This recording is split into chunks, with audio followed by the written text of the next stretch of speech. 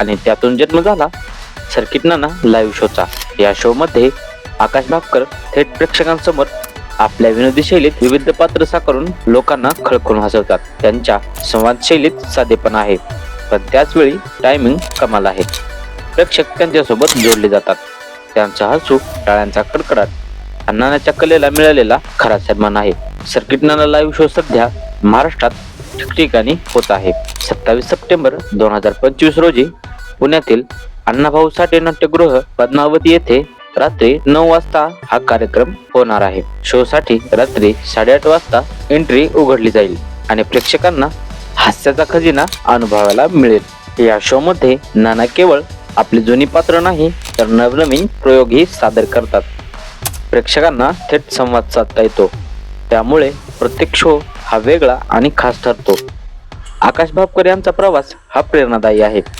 सध्या लहान व्हिडिओनी सुरुवात केलेला हा कलाकार आज हजारो लोकांना आपल्या हास्याने जोडतो आहे। त्याचा संदेश अगदी सोपा